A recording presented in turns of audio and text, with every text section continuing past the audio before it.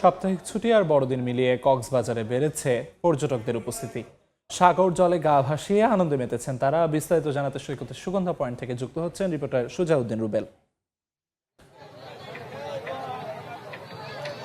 শান্ত সাগর, নেই ঢেউয়ের উত্তাপ, কিন্তু বিপুল সংখ্যক মানুষের যে উত্তাপ সেটি কক্সবাজার সমুদ্র সৈকতে আসলে লক্ষ্য করা যাচ্ছে। সকাল থেকে আমরা দেখতে পাচ্ছি বিপুল সংখ্যক পর্যটক সমুদ্র সৈকতে ছুটে এসেছে। সমুদ্র সৈকতে শৈবাল পয়েন্ট থেকে শুরু করে কলাতলি যেসব পয়েন্ট রয়েছে সব জায়গায় সাগর তীর জুড়ে মানুষ আর মানুষ। এসব মানুষের ভিড়ে কিন্তু কক্সবাজার সমুদ্র সৈকতে এখন উৎসবের আমেজ বিরাজ করছে। আমরা লক্ষ্য করছি যারা ভ্রমণ পিপাসু রয়েছেন তারা দলে দলে আসছেন।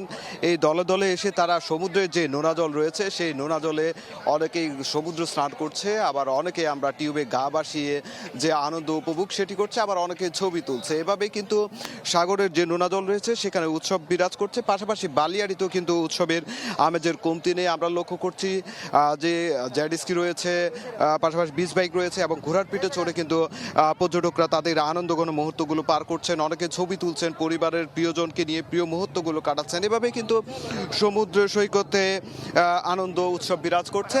আর এই যে বিপুল সংখ্যক পর্যটকের আগমনে কিন্তু ব্যবসা বাণিজ্যের যে সম্ভাবনা সেটি হচ্ছে এবং তারা খুব ভালোভাবে ব্যবসা বাণিজ্য করছেন গত 10 দিন ধরে সেটি বলছেন। আর আইন শৃঙ্খলা বাহিনী তাদের যে নিরাপত্তা সেটি কিন্তু জোরদার করছে। শুধু কক্সবাজার সমুদ্র সৈকত নয়, অন্যান্য যে পর্যটনের স্পটগুলো রয়েছে, বিশেষ করে হিমছড়ি, ইনানি, দরিয়ানগর থেকে শুরু করে মেরিন ড্রাইভ, সব জায়গায় কিন্তু মানুষের ভিড়। তো এই ছিল আমার কাছে সৈকত থেকে সবশেষ।